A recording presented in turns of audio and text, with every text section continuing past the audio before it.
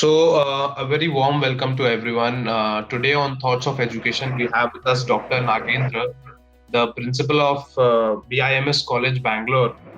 Dr. Nagendra has more than 25 years of experience, and 10 years he has worked with the corporate, and he has worked in sectors like service, manufacturing, IT, healthcare sectors as a corporate trainer. He has trained people in soft skills and hard skills and worked with big brands like Toyota, Cloud9 Hospitals, etc. With BIMS, Dr. Nagendra has been associated for the past 7 years, where he started as an associate professor, and from the past 2 or 3 years, he has been heading the institution as a principal of there. Dr. Nagendra has also written 10 papers in national and international journals. So we are very, very honored to have Dr. Nagendra on the show here. A very, very warm welcome to you, sir. Thank you. It is my pleasure to be with you. Yeah. So, sir, starting with the first question will be that since you are a very important decision maker in the college, uh, how do you what are the factors that keep you connected with the education sector?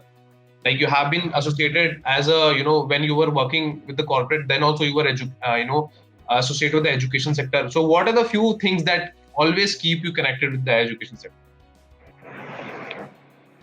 Yeah. To begin with, I come from a family of teachers. My grandfather was a teacher. Many of my cousins started their career as teachers.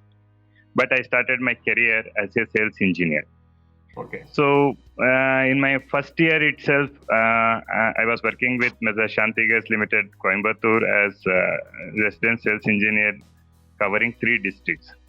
So, in that tenure, I have seen manufacturing from matchstick to a mega dumper truck. So, I was associated with all the industries and seen the shop floor of all the industries. So, with this, I got again a trigger in my mind that okay, now I have acquired this much of knowledge. What I will do with it?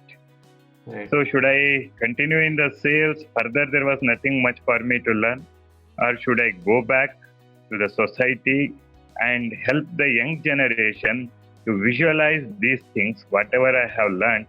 So giving back to the society, prepare the workforce for the next coming decades and centuries. Okay. So with that objective, I came back to the academia.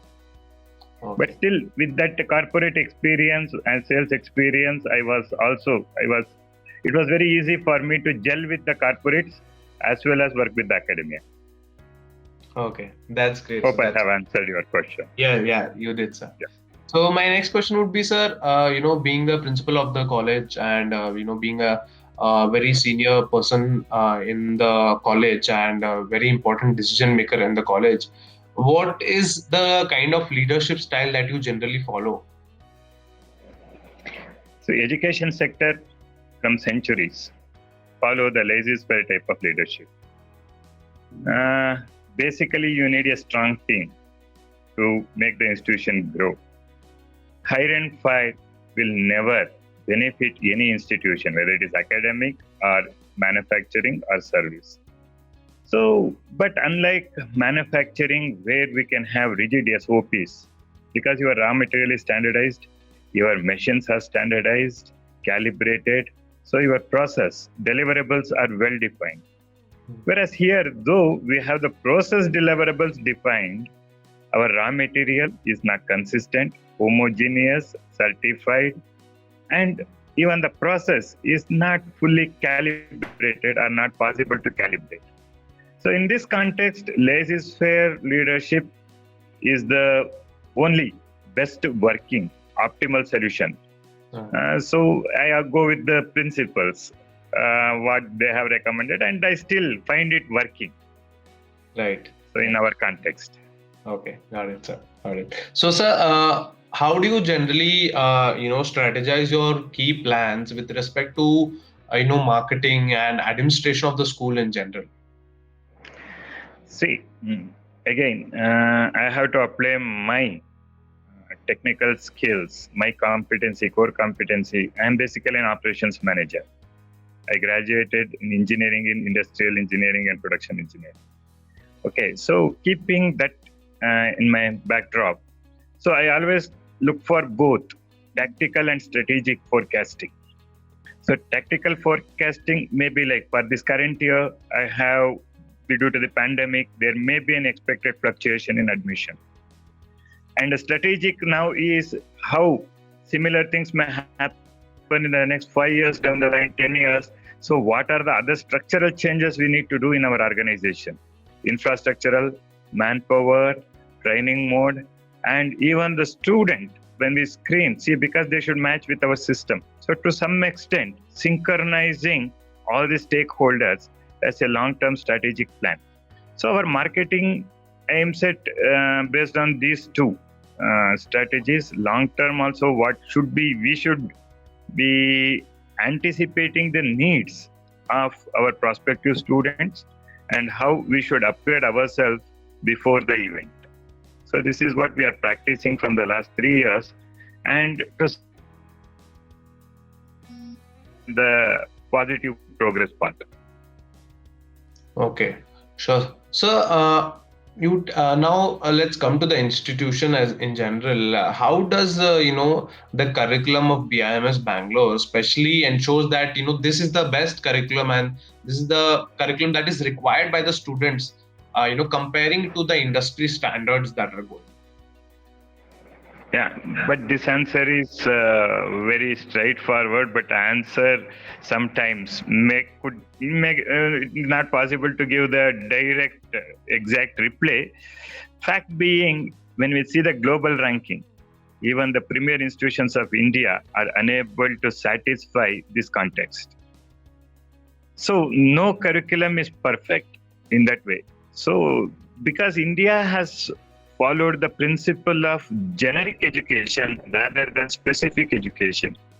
So till 21st century, we never focused on specialization building in India. That's why we are lagging compared to US. Now Europe we have to some extent overtaken. So, but with US, we are still lagging because US from the beginning, they were focusing only on specialists, not the generalists. But we see, yes, generalists, because if you see today, IBM, headed by an Indian graduate. Right. Okay, so CEO. So if you see Microsoft, headed by an Indian graduate. Apple, if you see, headed by an Indian graduate. So if you look into all, whether it is technology or in the banking sector also, they were pioneers there. So being generalist, country may not benefit as economically as possible, but definitely it doesn't allow it to fall down also. Right. So in that way, see the curriculum mostly still concentrating on generics rather than specific. So that's why we don't have patents in India.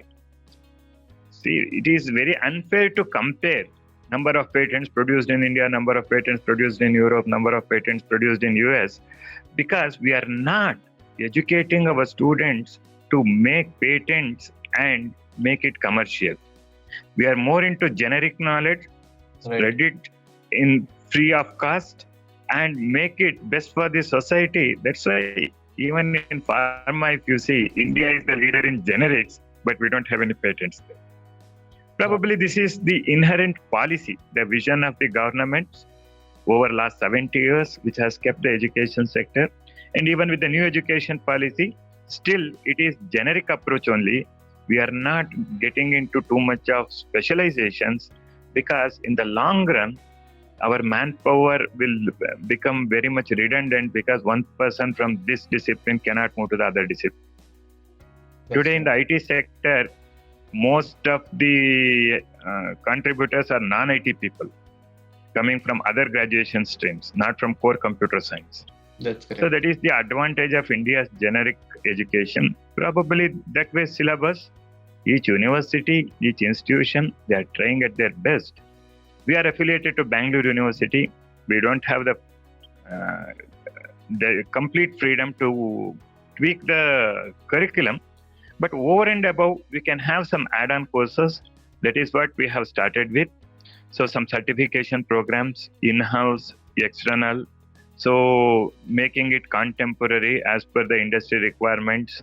So this is how we are trying to evolve, being within the university system, trying to give something an autonomous institution normally tries to deliver. Okay. So we are in that path of delivering the product of an autonomous institution from within the university system. Okay, got it, sir. Got it. So, what would be, the greatest strengths, I would, if you were to say, of BIMS? Yeah, so in the last 3 years, our team is consistent. The iteration rate is less than 20%. So so we are training them in-house. So that is one of the reasons they are staying back. They are also learning, implementing, and the students are getting benefited. So in that way, in the last 3 years, we are the only institution within the Bangalore University who had 3 years, the 3-digit admission consistently. Okay. Okay, Wow. so we were just shortfall of 10%. So our admissions were full to 90% in the last 3 years. So, and year on year, okay, it was consistently maintained. So this is maybe because of the teamwork as a collective strength. And this gives the confidence to the student as well as the recruiter. Okay, this institution is a stable institution where student gets a stable input. Because even during COVID, we conducted, from the day one of lockdown, we conducted online classes. We were immediately on Zoom. Wow. So in that way, we delivered everything, a quick response. Because the team was consistent with 1 day's training, they were able to come on live, online, virtually. So Right. they were confident because their mistakes will be taken as a learning event rather than something to reprimand. So we have that culture because this is what I learned from Toyota. Every mistake is a golden egg. It helps you to correct your process, move forward. So in that way, our faculty, they now understood this. So they don't fear to make mistakes. And from every mistake, they are learning and moving forward. So this is our greatest strength as on today. Okay, got it, sir. Got it. So, sir, what are some of the key courses or key plans that you particularly have in mind, being the principal of BIMS College, that will help the students? It could be some of the courses that you are thinking of, giving to the students, or any key strategic, plans that you are looking forward to. Yeah, very nice question. Because every student has a different ambition. Their goals are different. Their talents are different. Their competencies are different. So we are trying to create a basket of courses. So as envisaged in the new education policy, probably this vision we had a decade ago. When I registered for my PhD in 2011, at that time I was working with Toyota. Toyota was at that time the leader in the NSDC, auto sector. So Right. they were collaborating for development of competencies for the automobile sector. So being associated with the corporate, being trainer there, and my qualification, my doctoral study is also on vocational education for industrial employability. So strongly we are advocating the skilling with the knowledge is the need of the future. Because for example, today I have few faculty, senior professors who are highly knowledgeable, but they are not skilled to operate a smartphone. They have a mental blockade. Right. Okay, at this age, why I should learn? Or it is difficult for me to learn. This is an alien technology which we never grew up. But if you give it to a LKG kid, it easily operates. Kids have no problem with smartphones, but Right. the knowledgeable people who have already saturated with knowledge have a problem. So knowledge and skill should go together. This is where we are trying to create a basket for each specialization, their own customized type of. So we give them an offer like, okay, 2-3 options, which one they want to select. So in that we are giving some add-on courses.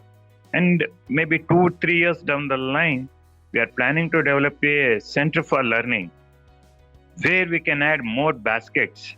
So it will be a single platform for online, offline, formal, informal.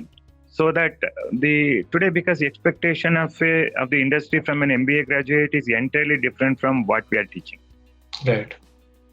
Okay, so there is a huge gap. But what industry is taking is like, we need the raw. We know these fellows know nothing. So it is very easy for us to teach our business model.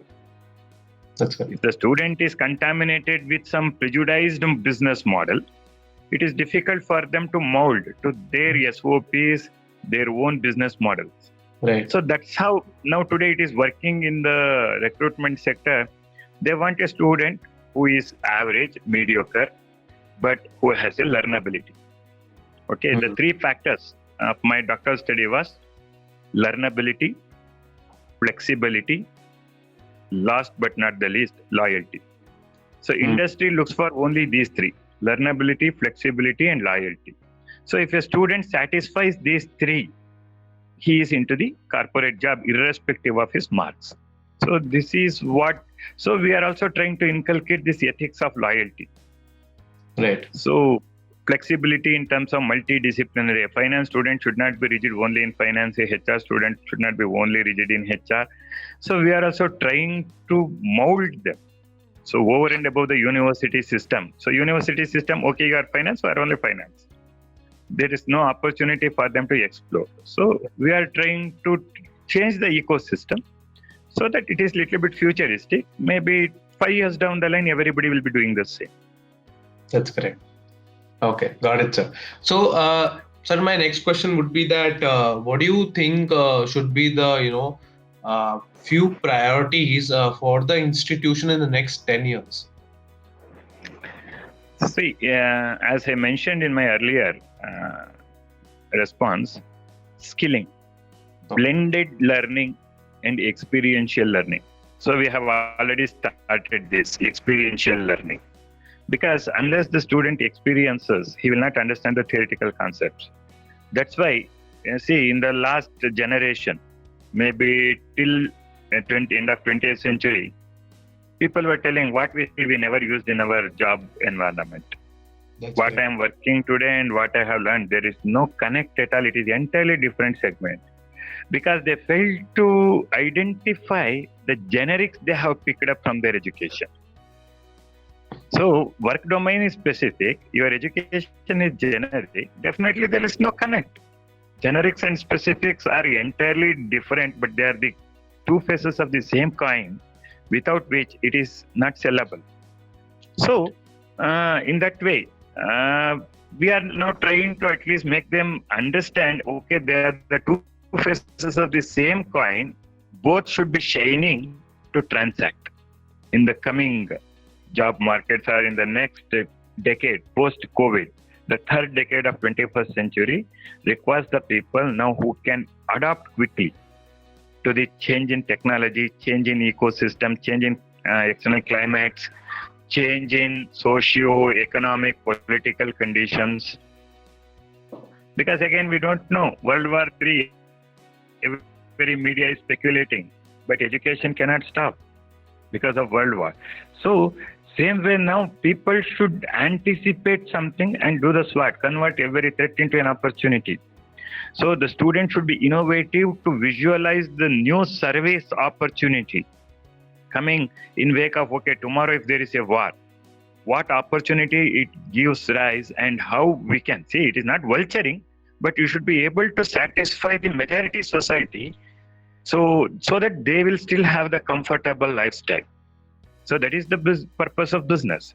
So we are trying to make the student understand they should have the innovative mind to see the future, because you cannot wait till the events happen. Right. So that is where we are trying to work out. And maybe, as you said, it requires a decade to see the results. So a generation is required to see the collective results. But this is the path we have chosen. That's very thoughtful, sir. I personally feel, because that is the need of the hour, right? Skilling is the need of the hour. Rather than being a generalist, you need to be a specialist, right?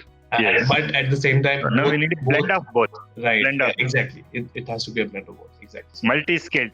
Put it in one word. They should be multi-skilled today. Right. Okay, so thank you, sir. And my last question would be that do you have any kind of advice for the current students and the upcoming graduates who are looking to pursue undergraduation or post graduation from various colleges in this country? See, it is a, I don't say it as an advice, it is an experience based statement. Okay.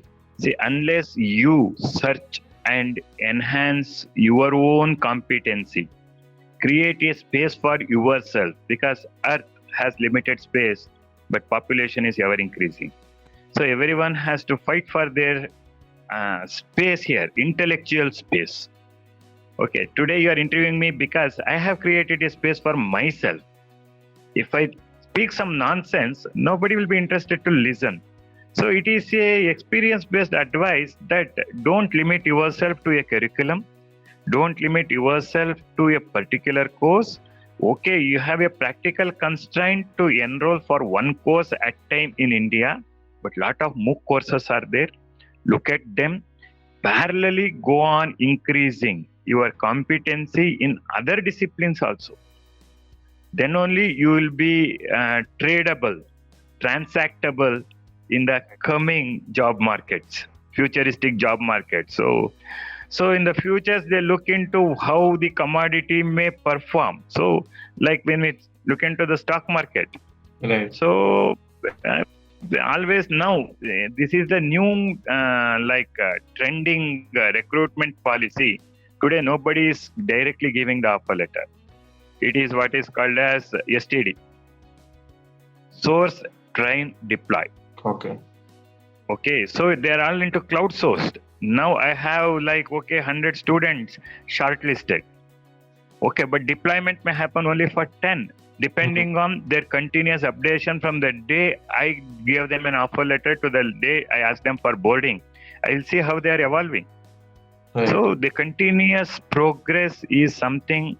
So they should be visible in more professional platforms like LinkedIn, where they should be writing up, commenting sensibly on their skills, exhibit their innovative thinking. So their participative decision making, collective opinioning, all these skills cannot come overnight. Right. Today, industry, if you are virtually connected from your homes, see, you need lot of a different skill in virtually when putting your opinions assertively in a distantly connected platform, virtual platform. So this is a new skill. Probably we never thought of before the lockdown. We never imagined that there will be a lockdown for 90 days. Okay, so now, yes, with this, there is an opportunity now. So, there is a demand, a new skill should be there in the student. So, the student should also keep track of these things. They should cooperate with the institutions who are offering these add-ons. It may be my college or like me. See, we are not alone. So, we are also in the same society where everybody is collectively thinking and progressing. So, but the students, they are in comfort zone of the family. Today's 21st century nuclear family have higher affordability than the 20th century families. So they don't have the zeal to earn. Or they look only the perk without their competency. So these are some shortcomings in our education system itself. So we are trying to educate the students saying that, see, first you have to give a sample, then only you will get the payment. Right. So if you deliver, you will get the promotion. Otherwise, you lose your job. Getting an offer letter is very easy. Sustaining it for 1 year is the most challenging thing.